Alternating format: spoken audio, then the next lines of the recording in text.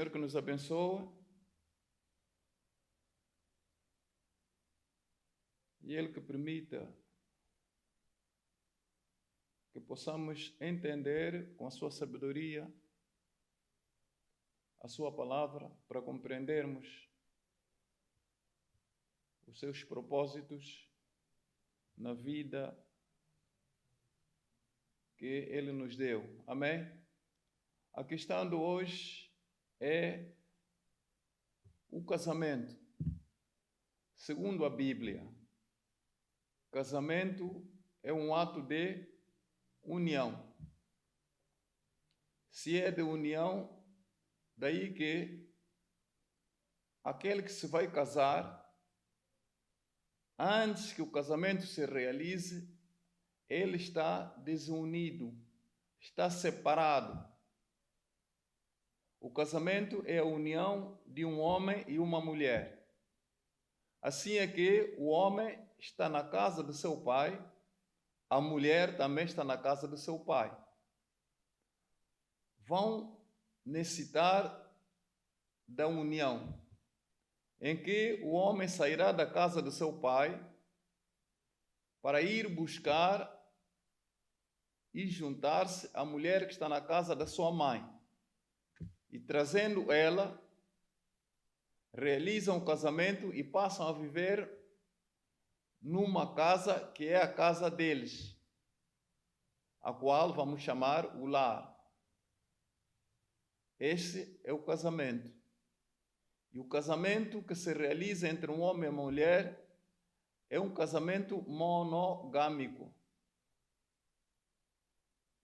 Monogâmico dentro de um regime. E o regime que nós vamos apresentar a vocês é aquele que se casa dentro da igreja. Um homem se casa com uma mulher. E não pode casar-se com mais outras mulheres. Nem esta mulher que se casa vai poder encontrar outros homens. Esse é o casamento monogâmico. Amém? Deste modo, o tipo de casamento não é só esse, de casar-se na igreja. Há casamentos que se realizam também fora da igreja. Daí eu quero apresentar-vos, depois que nós passamos da definição do que é o casamento, que é a união entre um homem e uma mulher, agora quero vos falar dos tipos de casamento. Lá, na aldeia, na província, no município, os regimes que vigoram naquele lugar são esses que ditam o tipo de casamento. Se lá tem sobas, tem reis, então o poder que vigora na aldeia faz os seus casamentos. Em Angola, na aldeia, o casamento é conhecido como casamento tradicional, isto é, do poder das leis da tradição.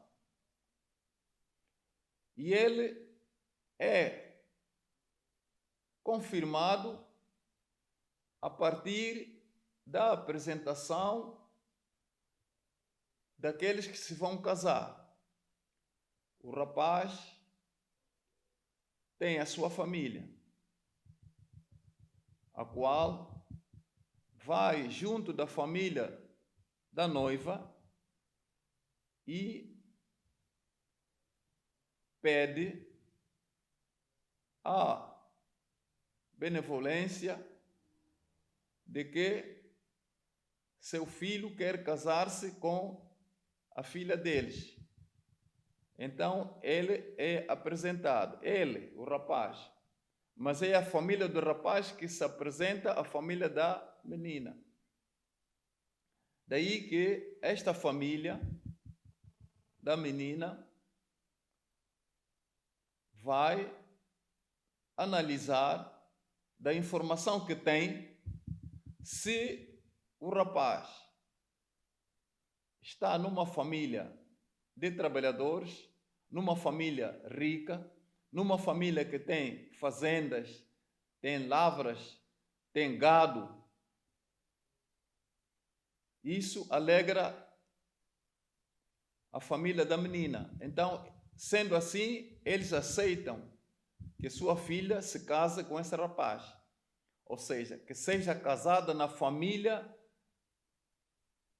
desse rapaz que potencialmente é rica, potencialmente tem bons hábitos, bons costumes, potencialmente é educada.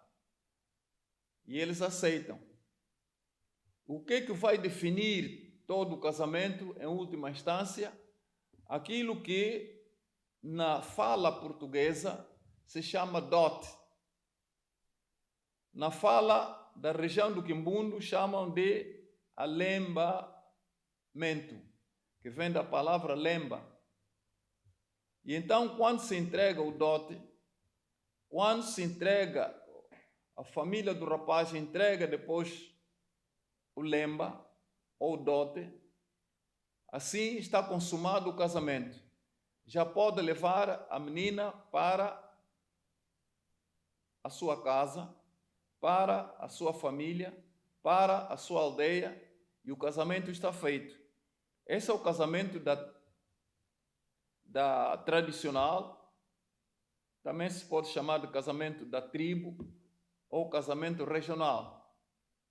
Se o casamento é feito na região sul, sudeste de Angola, onde a maior riqueza é a criação do gado, então o dote é potencialmente apresentado por cabeças de gado. A família do rapaz tem que dar cabeças de gado à família da rapariga. Se é numa zona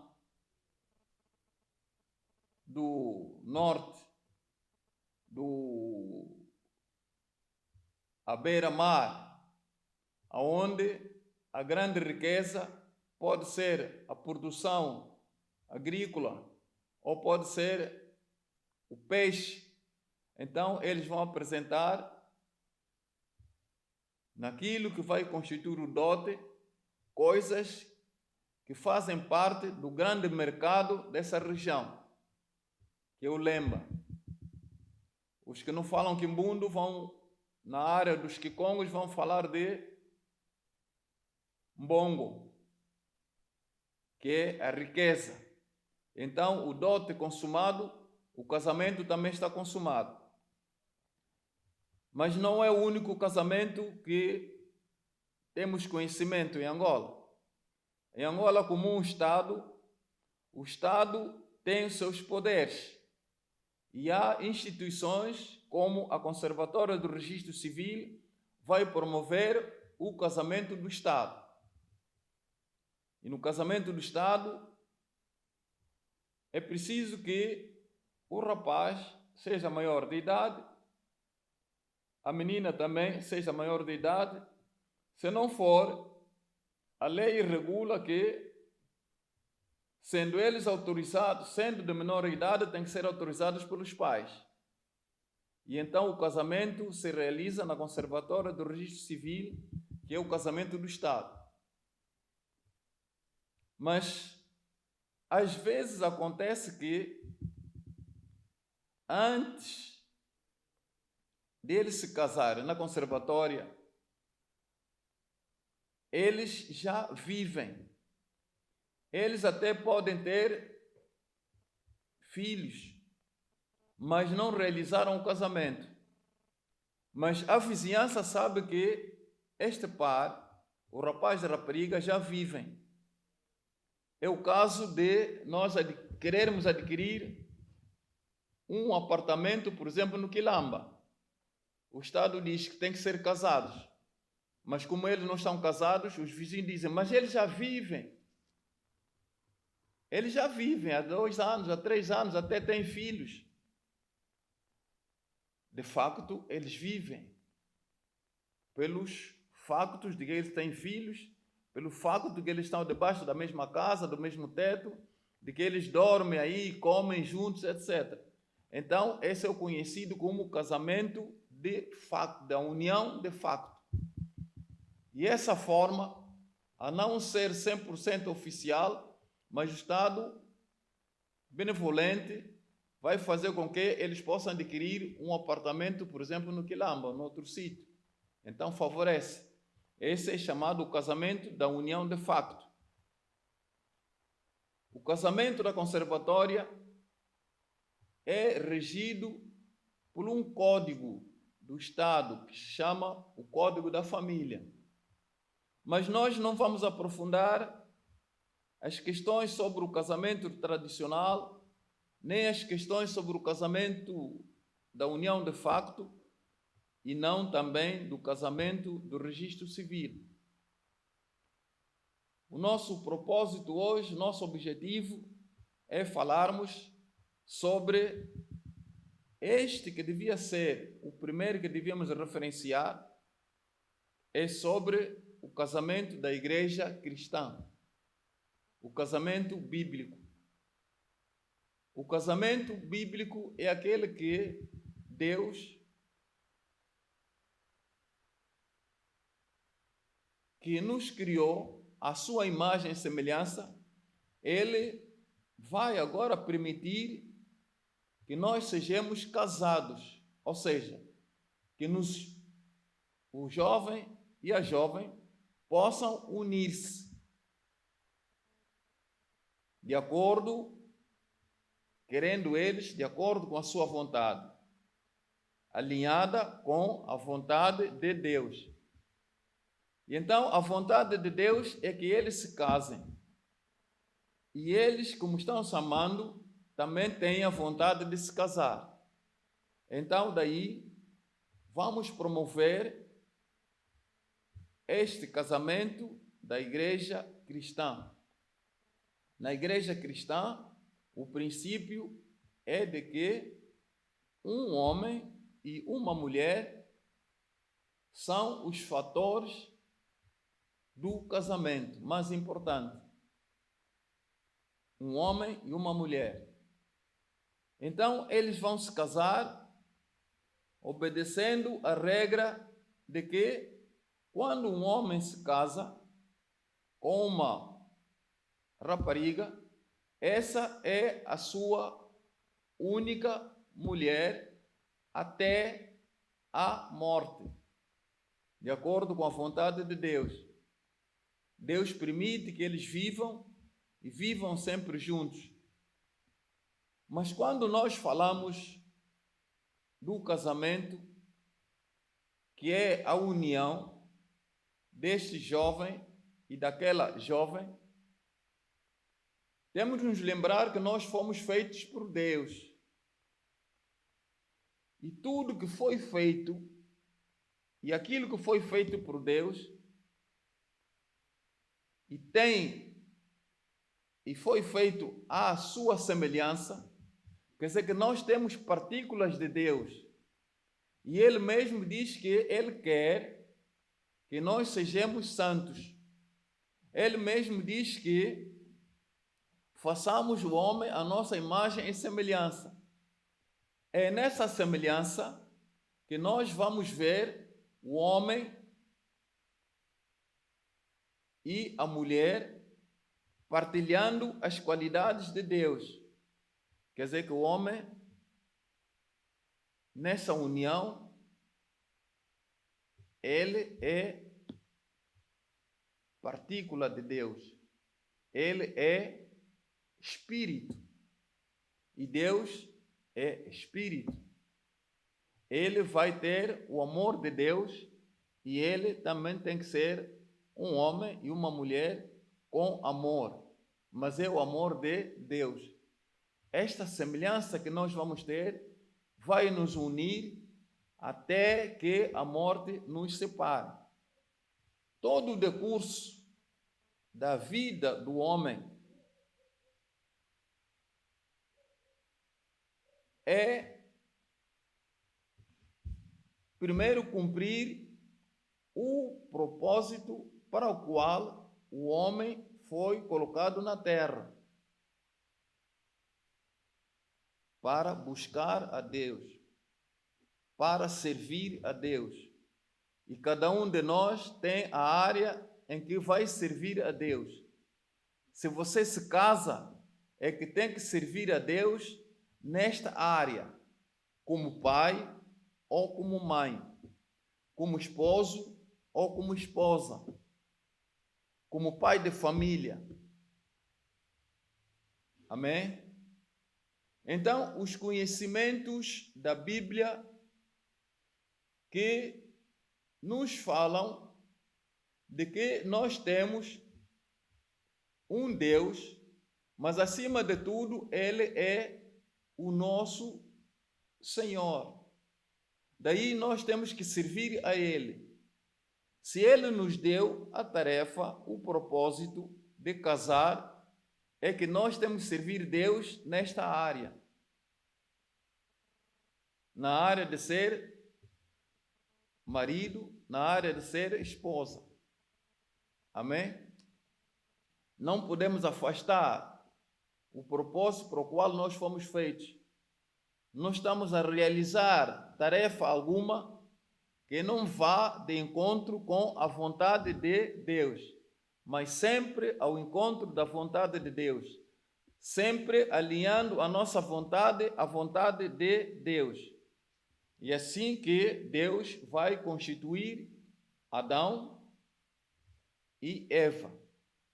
Primeiro, Adão vem de Deus, é feito na base do pó, que é soprado, e Adão toma a forma de homem. E dele, a partir de Adão, ao qual Deus dá sono, para depois fazer a Eva vai surgir num segundo momento.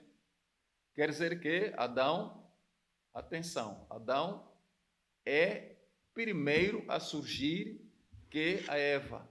Adão é primogênito de Eva. Daí que, amém? Daí que há uma lei de primogenitura. Quem nasce primeiro tem vantagens de ser o primeiro. Ele tem que cuidar daquele que nasceu num segundo momento, daquele que é o segundo filho, daquele que é o terceiro filho, daquele que é o quarto filho e daí em diante. Numa distribuição, o primogênito leva sempre a quantidade maior, é sempre o primeiro a ser chamado na responsabilidade do que o segundo filho, do que o terceiro filho. É ele que é chamado a dar a sua opinião quando os pais precisam da opinião dos filhos. Amém? Daí que, quando estivermos a falar de Adão e Eva, temos que saber sempre que a Eva vai surgir em segundo lugar, portanto, depois de Adão, que é o primogênito. Eva deve, respeito a Adão, deve responder debaixo da autoridade de Adão, porque Adão é o primogênito, para além de ser marido. Amém? É deste modo que, depois de Eva aparecer, que foi formada, Deus vai dizer que ela foi constituída como ajudadora, para ajudar, porque ela é segunda, para ajudar a Adão a realizar as tarefas de Deus. Amém? Ela não é primogênita, mas deve ajudar. E quem ajuda deve dar o melhor de si, para que a tarefa do primogênito saia bem. Amém?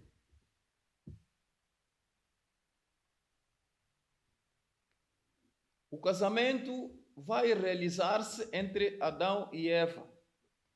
Em Gênesis capítulo 2, versículo de 18 a 24, vamos nos apegar ao versículo 20, ao capítulo 2, versículo 24.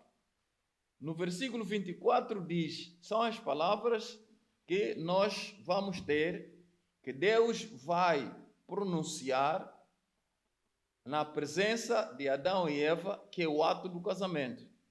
Gênesis 2, versículo 24. Portanto, deixará o varão seu pai e sua mãe, e apegar-se-á à sua mulher, e serão ambos uma carne. Então, o rapaz deixa a casa de seu pai e de sua mãe e vai juntar-se à sua mulher. E os dois vão ser uma carne. Deus já sabe que Adão e Eva são a sua semelhança, são espírito. Agora está a dizer que ele vai uni-los na carne. Deus também sabe que Adão é varão, é homem. Amém. Deus também sabe que a Eva é mulher, é varoa. Deus sabe que Adão tem a sua estrutura morfológica diferente da Eva. Seu homem, ele tem músculos maiores, mais fortes que da Eva. E a Eva ao contrário. Deus sabe que entre eles há o dito que o homem não chora. Quer dizer que as emoções de Adão podem ser diferenciadas das emoções da Eva. Deus sabe que existem essas diferenças entre eles, mas Ele vai uni-los no espírito e na carne. Na carne, através do casamento. O casamento não é que eles vão se juntar somente na carne, mas sim, assim como eles vieram juntos de Deus, estão unidos no Espírito, são a imagem e semelhança de Deus, que é Espírito. Agora, eles são unidos na carne. Isto quer dizer que muitas coisas que são de Adão, a casa, os bens materiais, agora vão ser também a casa e outros bens materiais pertencem também a Eva.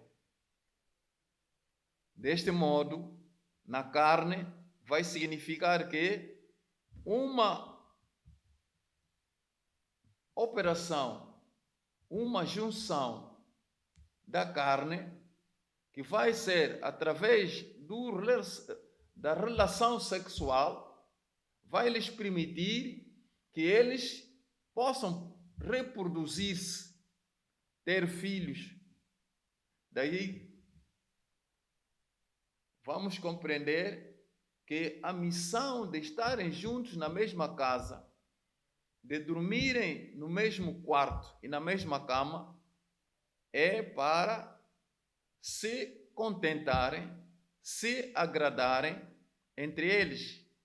Mas, ao mesmo tempo, essa vontade, esse desejo também deve agradar a Deus.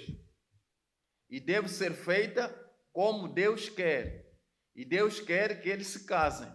E casando-se, Deus se alegra e vai lhes dar como presente os filhos. Daí que nós dizemos que o filho é um presente de Deus. Os filhos não são nossos, mas uma dádiva, um presente que Deus nos dá, porque a vontade dele se agrada com a vontade do casal. Ou seja, o casal está fazendo a vontade de Deus. E Deus diz que ele cumpre a vontade daquele que o ama. Amém? O casamento é você agradar o seu companheiro. Não é que o seu companheiro deva agradar você, mas é você agradar o seu companheiro. Você fazer alguma coisa em que o seu companheiro fica contente, fica satisfeito. Você não deve exigir que ele faça alguma coisa que te agrade, mas você deve exigir-se a si próprio fazendo alguma coisa para agradar o seu companheiro. O casamento é isso. Amém? É deste modo que os parceiros, os cônjuges, devem educar-se na medida de proporcionar ao outro aquilo que, numa palavra, se chama amor. Amor não é fustigar, castigar, acusar o outro. O amor não é fazer ciúmes que levam o outro a cair na melancolia, na tristeza. Mas o amor é fazer com que você satisfaça o desejo do outro, as necessidades do outro. O que é que ele precisa? Você faça aquilo que ele precisa. O que é que mais ele gostaria? Já chegou a medida das suas necessidades? Se não chegou à medida das suas necessidades, você acrescenta essa medida para que ele fique satisfeito. Amém? Este é o objetivo, este é o propósito do casamento. Enquanto eles viviam bem no jardim do Éden, Adão e Eva foram sempre muito felizes. Mas quando, ausentando-se Adão da Eva por alguma situação, apareceu alguém, não sabemos seu nome, mas sabemos que ele foi chamado de serpente. Serpente é um vivente, é um ser vivente que aparece na forma de serpente, cobra. Estava falando com a Eva, na ausência de Adão. Lembre-se, quando Deus fez Adão, falou com ele, e Deus já lhe tinha dado a conhecer a vontade de Deus. A vontade de Deus significa que Deus era o Senhor, Criador dele, que Deus havia coisas de que se agradava e havia coisas que não se agradava também. E Deus deu-lhe a conhecer essa vontade. E diz que já que tu estás comigo aqui no jardim, tu deves comer, é uma necessidade tua. Mas de toda a fruta que existe, tu podes comer, menos uma, aquela que se chama fruto do bem e do mal. A Eva, se estava com Adão no jardim, possivelmente Adão já teria passado esse conhecimento a Eva. Mas quando a serpente chega e monta um diálogo, uma conversa, em primeiro lugar, Adão e Eva sempre chamaram Deus meu Senhor, meu Senhor, meu Senhor. Assim está desde o começo até ao capítulo 3, onde a serpente diz, é assim que disse Deus. Ao invés de dizer, é assim que disse o Senhor, mas no seu estado de rebeldia, Porque este ser, não teve a sua vida inicialmente no jardim. Este ser é um decaído dos céus, como rebelde. Deixou de respeitar o seu Senhor. E agora ele não chama Deus de Senhor. Ele chama Deus de Deus. Como que se tratasse de dois irmãos, como que se tratasse de um igual, como que se tratasse de um subordinado. E a Eva não conseguiu notar essa diferença. E então a Eva escorregou nessa mesma rebeldia e caiu na rebelião também. E comeu o fruto do bem e do mal. Isto é, desobedeceu. A desobediência é o primeiro pecado que vai entrar no mundo. Para fazer outros pecados, primeiro tinha que desobedecer.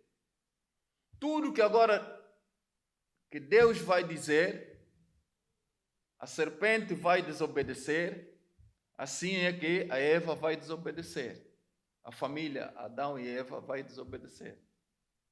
Porque houve desobediência.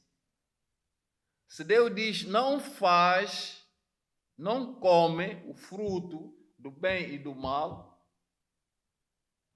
antes de não comer, você diz que não vou comer. E depois não come mesmo. Esse se chama desobediência. Depois, o próprio erro de não comer. Amém? É deste modo que nós agora temos que entender de que o casamento é união. E na união nós temos que observar tanto a parte espiritual, em que você foi feito à imagem e semelhança de Deus. Você tem que estar alinhado com a vontade de Deus. Como na outra parte, que é carnal, você deve estar alinhado com a vontade do seu parceiro.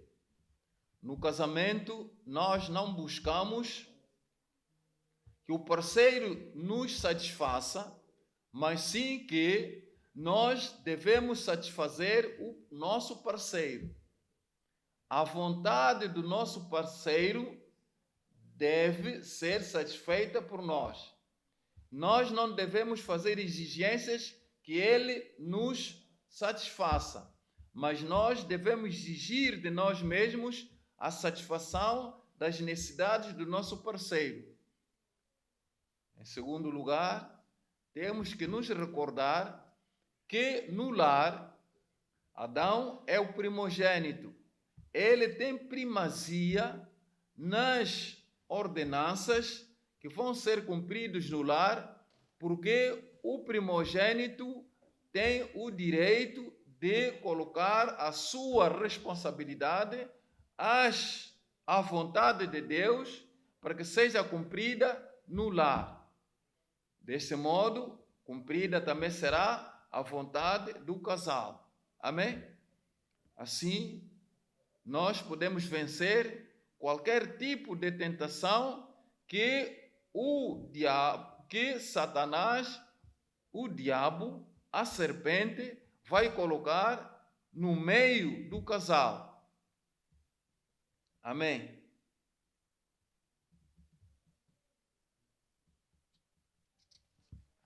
Adão, diz a Bíblia, que ele não pecou, porque não teve participação naquilo de comer o fruto proibido, à primeira instância.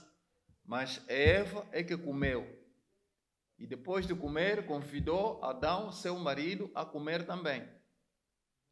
E então, deste modo, mas sendo ele o primogênito, sendo ele o responsável, ele teve que carregar este peso do erro que a Eva cometeu, porque quem manda em casa é Adão. Ele é o primogênito. Portanto, na primogenitura, outra responsabilidade que vai surgir é que quando os inferiores, quando aqueles que seguem, quando os segundos cometem um erro, o primogênito deve imediatamente levar sobre os seus ombros esse erro, corrigir esse erro para não se propagar por toda a geração. Mas porque o erro não foi corrigido, daí que o erro de Adão passou a ser agora erro de todas as gerações, até que Cristo veio para nos salvar do pecado original e nos perdoar dos nossos pecados atuais, através da cruz de Calvário. Amém. Deus é um Deus justo.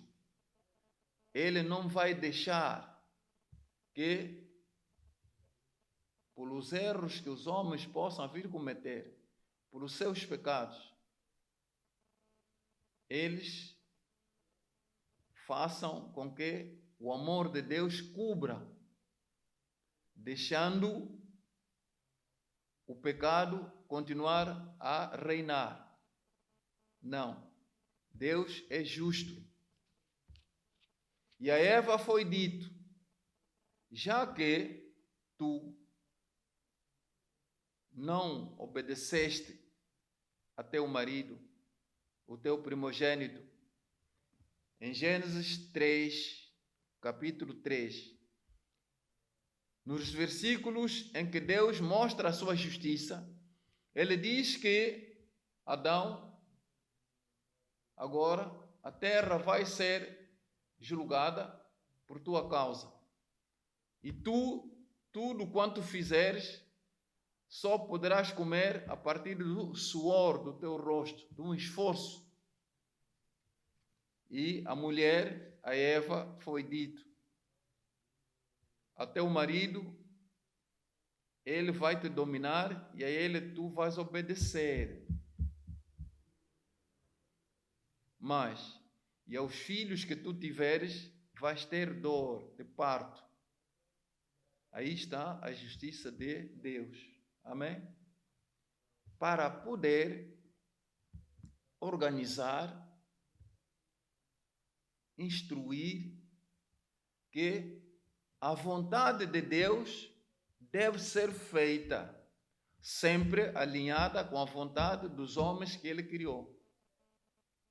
E então Deus constituiu o lar. E no lar, nós vamos encontrar, saímos agora do capítulo 3 para o capítulo 4, o pecado entrou no mundo no capítulo 3, o pecado, agora vamos ver que no capítulo 4, Adão e Eva têm filhos, Caim e Abel. Já que o pecado entrou,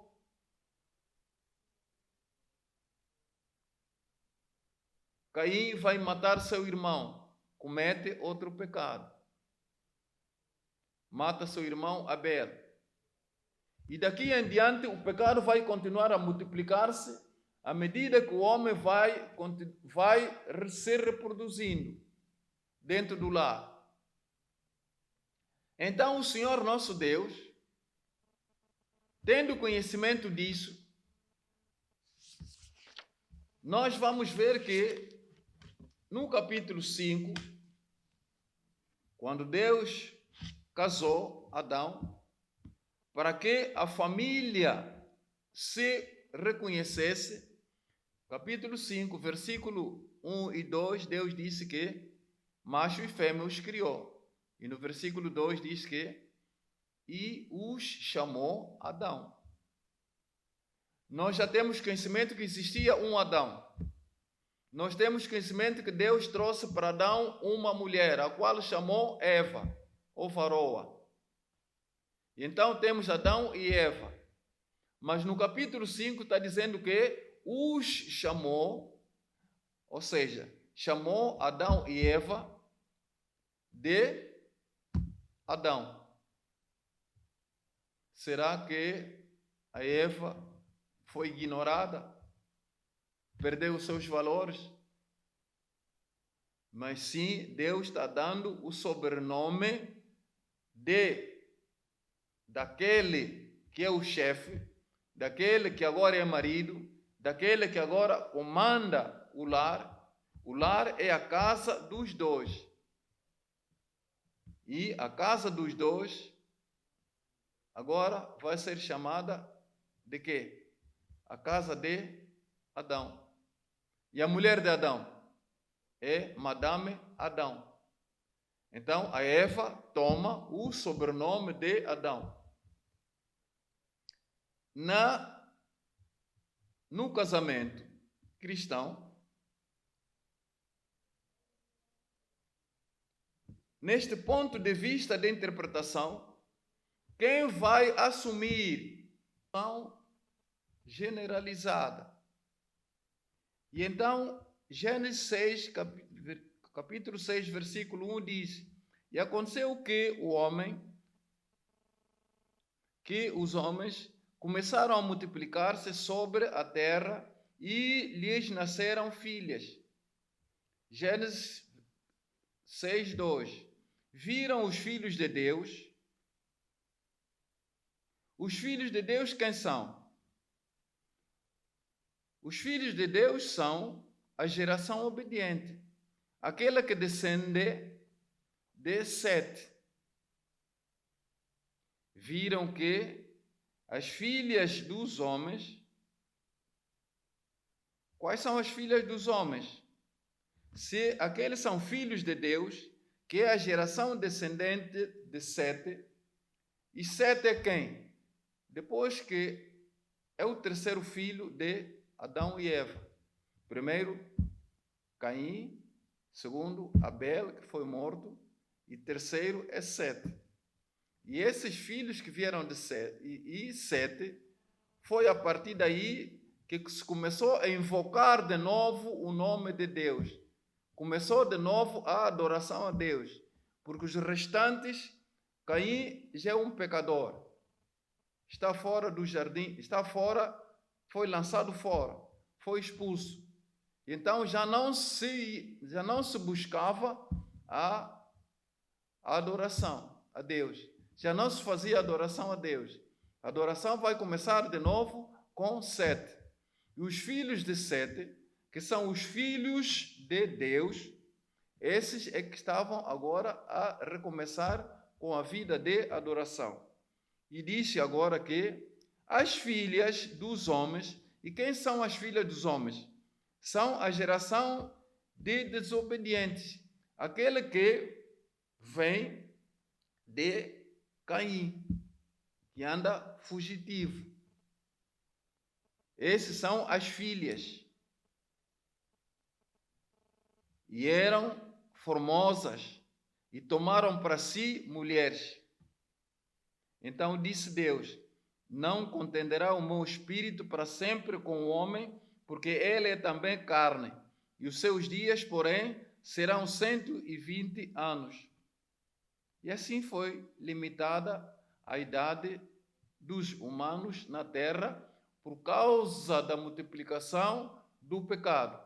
Quanto mais se reproduz, quanto mais família humana houver, mais pecados vão entrando no mundo. Quanto mais conhecimentos tecnológicos, científicos entrarem no mundo, houver no mundo, mais pecado também vai entrar no mundo, porque, a princípio, esses conhecimentos podem ser bons, mas há sempre a contrapartida, o inverso, o adverso, que vai fazer com que o contrário vai ser pensado para produzir o mal. E então a multiplicação do pecado vai ser maior. Há uma multiplicação de crimes.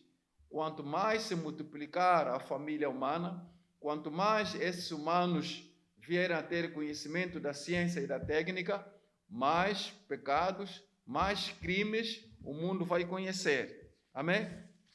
É deste modo que Deus, conhecendo já antecipadamente, porque Ele é onisciente, dessas coisas que haviam de acontecer, porque no tempo de Noé,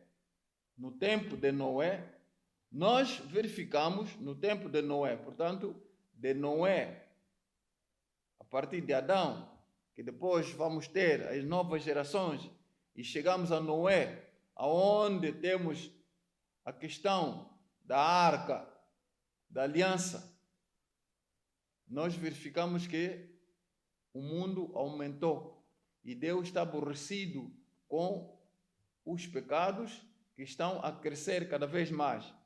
No tempo de Noé, havia um domínio da concupiscência da carne e da violência entre humanos. Concupiscência da carne e violência entre humanos. Nos dias que nós hoje estamos, abundam nos nossos tempos a imoralidade, a incredulidade, a pornografia, toda a imaginação e toda a violência contra o homem para destruir-se ele próprio. Irmão contra irmão, família contra famílias, etc, etc. Por essa razão que o mundo agora está cheio de pecados. Amém? E o Senhor, Ele quer salvar o mundo do pecado para a vida eterna que Ele projetou para o homem. É deste modo que o lar, aonde está o homem, sua mulher e seus filhos, é o centro, aonde se começa a formar a violência. Assim como estava Adão e Eva, seus filhos, Caim e Abel, a violência entre Caim e Abel, Caim vai matar Abel, começou a ser pensado, começou a ser imaginado já a partir da casa onde eles viviam. Isso consumou no campo onde eles foram trabalhar, aonde eles se deslocaram. Caim era agricultor, Abel era pastor de gado. E Deus, agora, Ele vai chamar a atenção à família, como propósito de que a família deve ser instruída na educação de conhecer a Deus. Conhecer a Deus. E Deus vai chamar a atenção de quem? Do pai da família. Eu vou fazer referência ao capítulo 18 de Gênesis, que Deus chama a atenção de Abraão. Ele diz o seguinte para Abraão: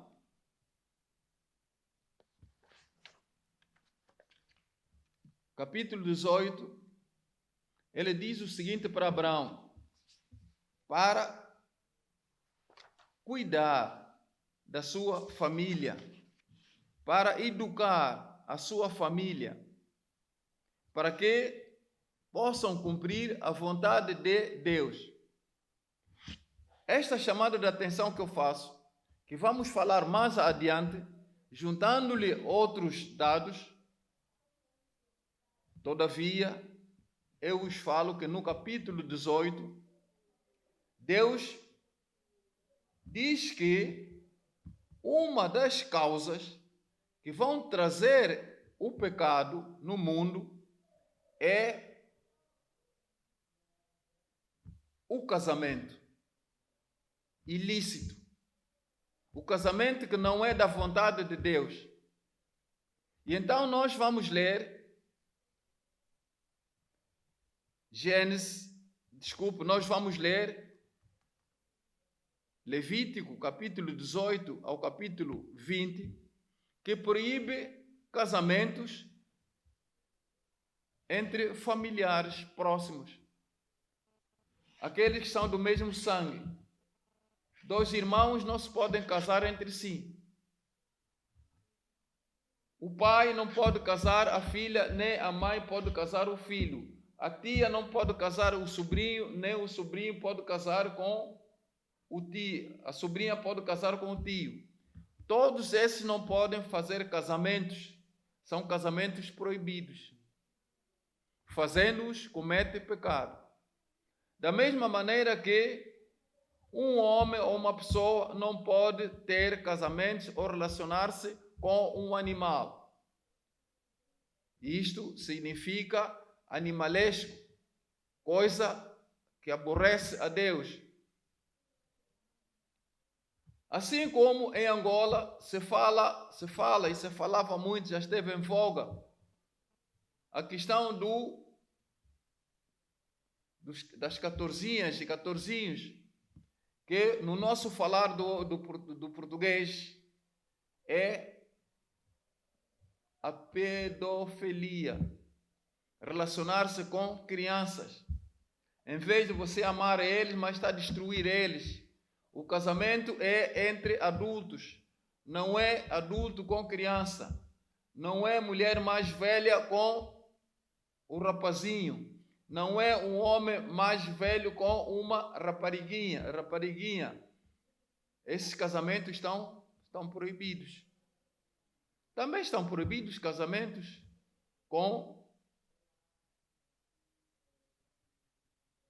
aquilo que a Igreja Católica tem estado publicamente, através do seu líder, o Papa, a pedir perdão ao mundo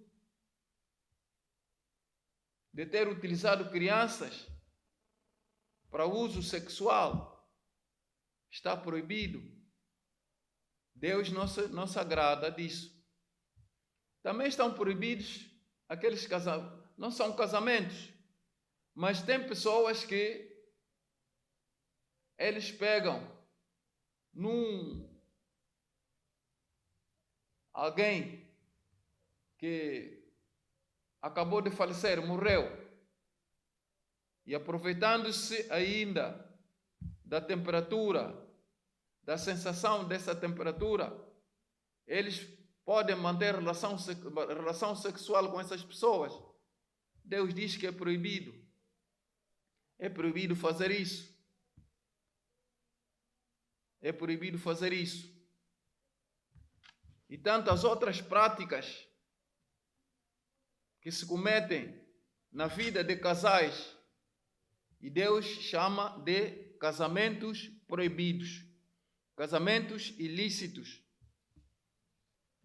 Os casamentos proibidos, quando alguma vez acontecem, têm sinais.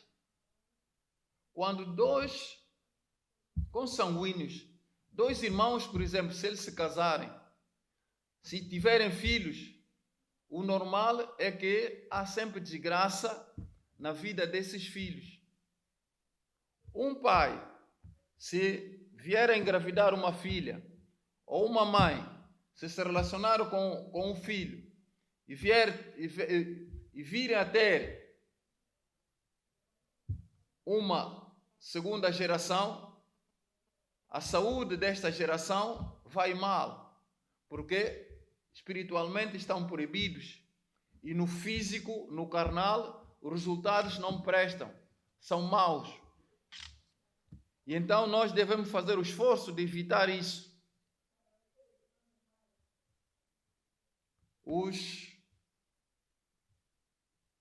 Outras partes do mundo, a Europa, por exemplo, tem conhecimento de que quando fazem a criação de animais como cão e põem em casa como animal de estimação, o fim que está a cobrir este cãozinho ou esta cadela é de ser parceiro do seu dono ou da sua dona em casa.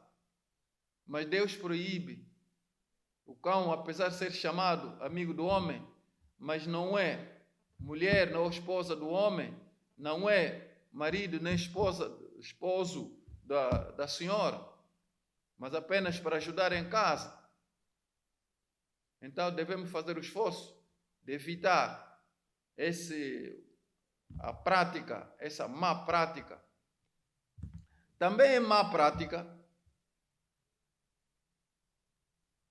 quando nós pegamos, particularmente os rapazes de toda parte do mundo, se entrega ao invés de se casarem, mas logo na sua adolescência tem a prática da masturbação. Masturbação é uma prática de manipulação do sexo para provocar o prazer sexual. Mas Deus proíbe isso. A masturbação é proibida por quê? A masturbação, como o animalesco, como o homossexualismo. O homossexualismo é o exercício, a prática do sexo entre homem com homem ou mulher com mulher. Quando é homem com homem, o homossexualismo se chama... Vocês se recordam? Aquilo que houve em Sodoma. Aparecendo os anjos na casa de Ló, os habitantes de Sodoma acharam que os anjos eram bonitos e quiseram envolver-se com os anjos, porque eles estavam habituados a praticar o sexo entre homens. E daí que o sexo entre homens se chama sodomismo. Sodomismo. E se praticava na ilha de Lesbos, na Grécia, o sexo religioso, em que aos que iam à igreja naquela ilha de Lesbos, era a igreja só de mulheres, e elas praticavam, faziam o seu casamento, a sua relação sexual entre elas. E quando a relação sexual é mulher com mulher, isso chama-se lesbianismo. Se praticava na ilha de Lesbos, no território da Grécia.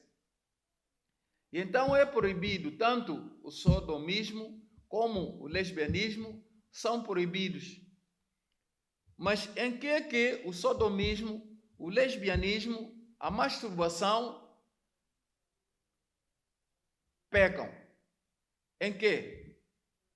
Porque Deus fez o casamento para produzir prazer entre o homem e a mulher.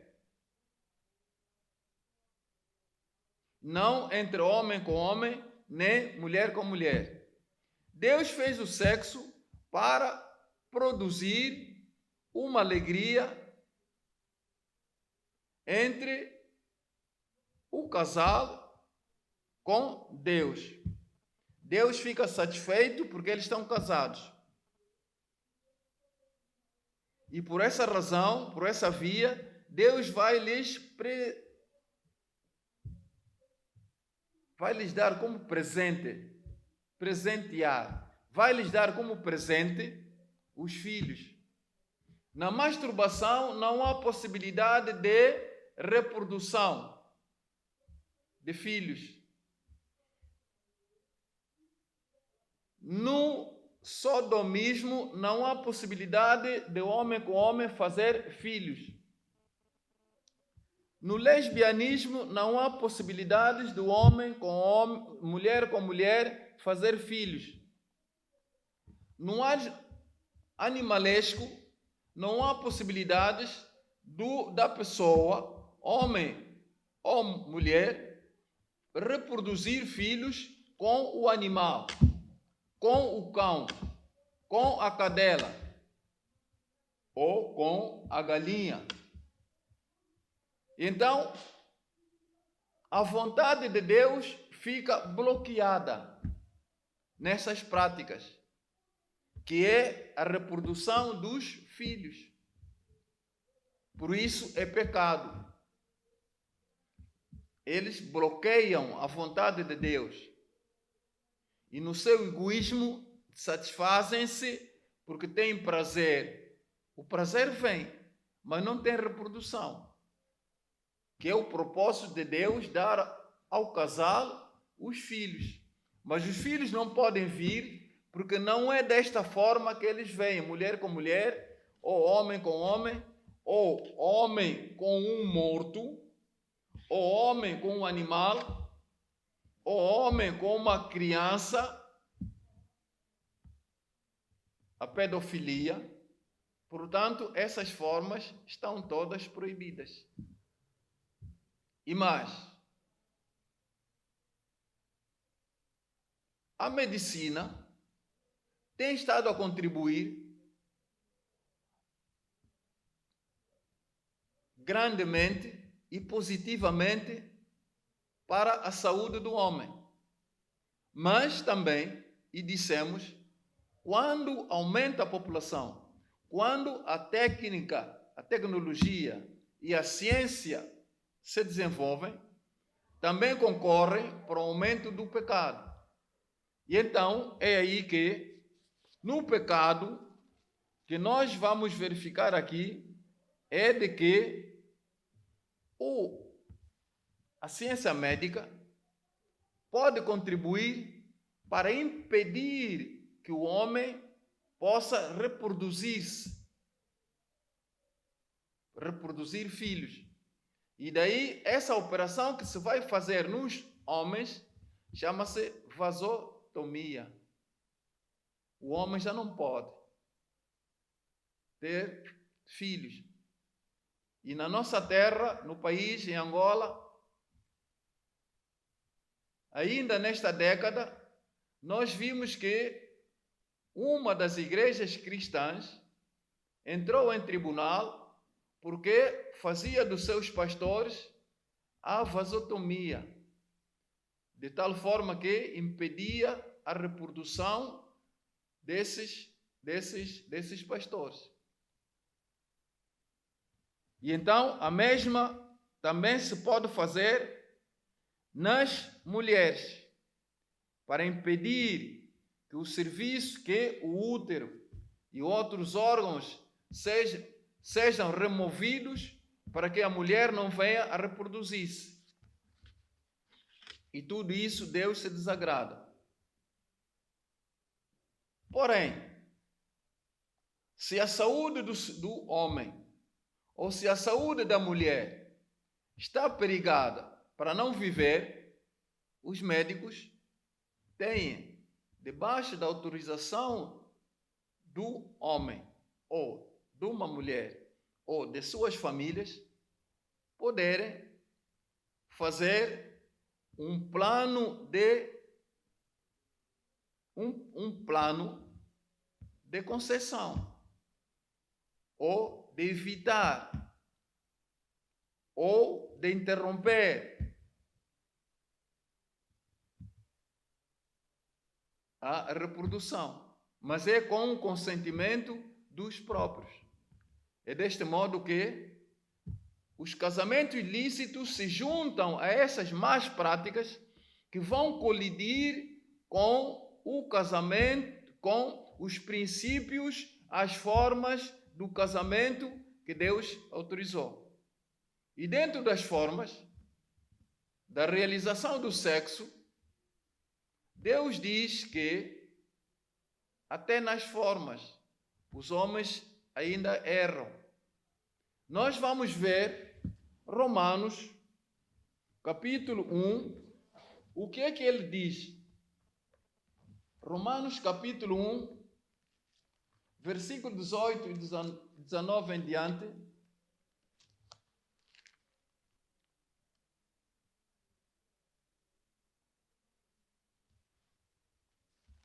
Versículo 19. Desculpa. A idolatria e a depravação dos gentios. Versículo 18. Porque do céu se manifesta a ira de Deus sobre toda a impiedade e injustiça dos homens que detêm a verdade em injustiça. Versículo 19. Portanto, porquanto o que Deus se pode conhecer, nele se manifesta, porque Deus lhe manifestou. Versículo 20. Porque as suas coisas invisíveis, desde a criação do mundo, tanto o seu eterno poder como a sua divindade, se entendem e claramente se veem pelas coisas que estão criadas, para que eles fiquem inexcusáveis, porquanto, tendo conhecido a Deus, não o glorificaram como Deus, nem lhe deram graças. Antes, em seus discursos, se desvaneceram e o seu coração insensato se obscureceu. Dizendo-se sábios, tornaram-se loucos e mudaram a glória de Deus incorruptível em semelhança da imagem do homem corruptível, e de aves, e de quadrúpedes, e de répteis, pelo que também Deus os entregou às concupiscências do seu coração, à imundícia, para desonrarem o seu corpo entre si, pois mudaram a verdade de Deus em mentira e honraram e serviram mais a criatura do que o Criador, que é o bendito eternamente. Amém. Pelo que Deus os abandonou às paixões infames, porque até as suas mulheres mudaram o uso natural, no contrário à natureza. E semelhantemente, também os varões deixaram o uso natural da mulher, se inflamaram em sua sensualidade uns para com os outros. Varão com varão, cometendo tropeça e recebendo em si mesmos a recompensa que convinha ao seu erro. Amém. E então, na forma de fazer, Deus fez o sexo para se ter a relação sexual, homem com mulher, isto é, pênis com vagina, sexo com sexo. Mas até a forma de fazer, ao invés de ser sexo com sexo, eles mudaram. Agora fazem sexo com ânus, forma anal. Sexo com boca, forma oral. Sexo com outras formas de fazer. E não é somente sexo com sexo. Até com as suas próprias mulheres que eles casaram dentro da igreja, já não fazem sexo com sexo. Então isso irrita a Deus. Deus não se agrada disso. Deus fez o sexo para corresponder sexo com sexo, e não sexo com outros lugares que não se chamam sexo. Boca veio para falar, ou para engolir alimentos, ou para vomitar alimentos. Ânus veio para defecar, lançando os dejetos do estômago para fora, e não para fazer sexo. E nunca vai dar para fazer filhos. Amém? É deste modo que isto, até a forma que nós que casamos na igreja cristã, temos que lembrar que temos que fazer conforme a vontade de Deus. A nossa vontade deve estar alinhada com a vontade de Deus. O nosso desejo deve estar alinhado com o desejo de Deus. Nós fomos feitos à imagem de Deus. E tudo que nós tiramos de Deus, e tudo que nos foi dado de Deus, é o Espírito. O Espírito de Deus não pode ser misturado com o carnal, com o espírito do mundo, com o espírito de Satanás. Amém? É deste modo que nós temos que fazer, alinhar sempre a vontade de Deus, cumprindo as suas leis. Cumprindo sempre as suas leis. Daí que voltamos a chamar a atenção em Gênesis 18, Deus chamando a atenção de Abraão. Ele diz que ordena a tua casa, educa a tua casa, isto é, ensina os seus filhos a fazerem de acordo com a vontade de Deus, a eles a formarem a sua vontade, os seus desejos, as suas intenções, as suas imaginações, sempre com a vontade de Deus. Quando estiverem desalinhados com a vontade de Deus, Deus não se agrada. E isso se constitui em pecado na nossa vida e acarreta consequências espirituais na nossa vida. Amém? Aquilo que fazemos, aquilo que falamos, aquilo que pensamos, aquilo que nós imaginamos. Assim é que Jesus, quando veio falar no Sermão do Monte, Mateus capítulos 5, 6 e 7, ele faz uma reforma que diz que, olhando para a mulher do seu próximo, com o desejo de relacionar-se com ela, você já adulterou. Você já cometeu o pecado de adultério. Não precisa exatamente tocar ela, mas basta imaginar em seu pensamento, já você praticou o pecado.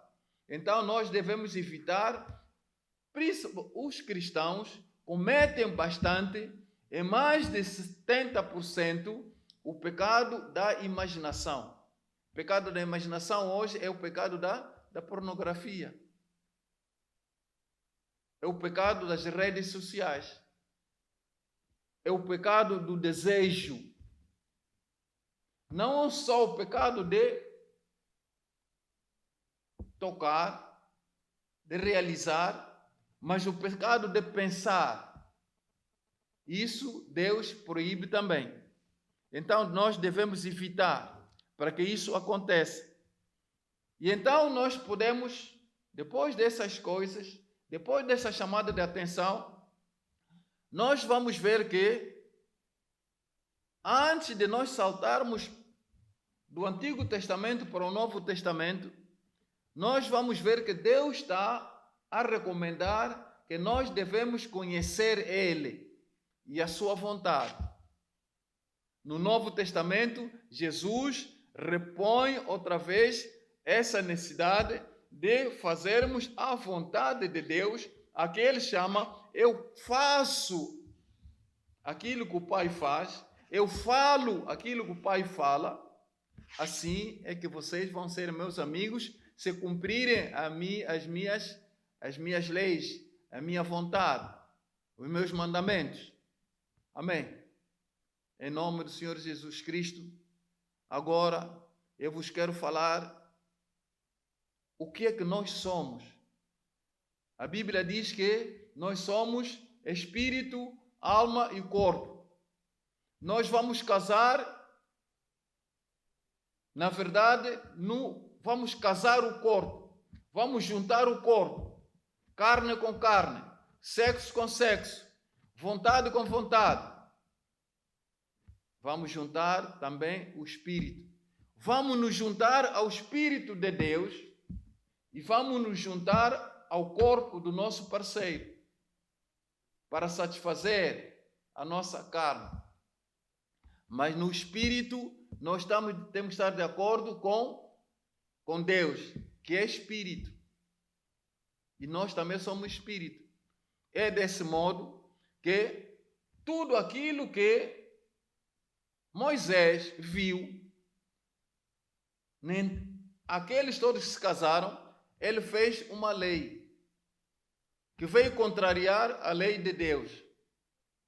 Amém. E a lei de Deus é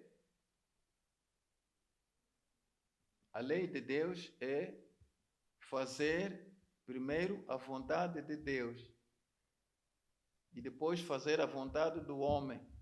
E a vontade do homem tem que ser igual à vontade de Deus. É deste modo, Moisés fez aquela lei que diz que agora Deus disse, quando se casarem, só se separarão vindo a morte. Mas já havia separação, havia divórcio. E os fariseus perguntaram a Jesus em Mateus, por que Moisés deu a lei do divórcio, contrariando Deus? E Jesus disse, não é que ele contrariou por contrariar, mas a vossa prática. Como é que vocês fazem o sexo? É sexo com sexo? Como é que vocês lidam com os animais? Como é que vocês veem as crianças? Pedofilia? Ou família com família se casa? Por isso, vocês ainda se matam. Por isso que ele fez a outra lei, que é a lei de Moisés perante as coisas que ele estava vendo. Amém. Para que vocês não se matassem. A lei de Deus é fazer primeiro a vontade de Deus e depois fazer a vontade do homem. E a vontade do homem tem que ser igual à vontade de Deus. É deste modo, Moisés fez aquela lei que diz que agora Deus disse, quando se casarem, só se separarão vindo a morte. Mas já havia separação, havia divórcio. E os fariseus perguntaram a Jesus em Mateus, por que Moisés deu a lei do divórcio, contrariando Deus? E Jesus disse, não é que ele contrariou por contrariar, mas a vossa prática. Como é que vocês fazem o sexo? É sexo com sexo? Como é que vocês lidam com os animais? Como é que vocês veem as crianças? Pedofilia?